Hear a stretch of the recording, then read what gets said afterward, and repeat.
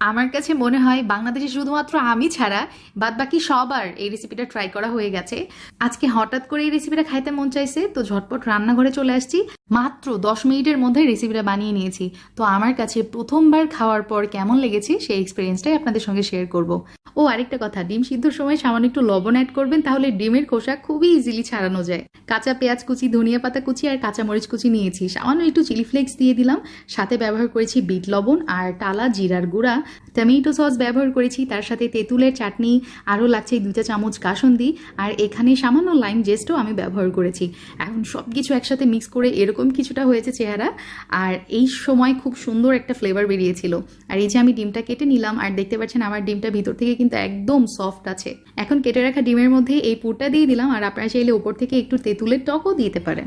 Test নিয়ে কি আর বলবো, হাজব্যান্ডের জন্য একটাও রাখতে পারিনি, এতটাই ভালো লাগছে দুটাই খেয়ে ফেলছি, বুঝেন অবস্থা।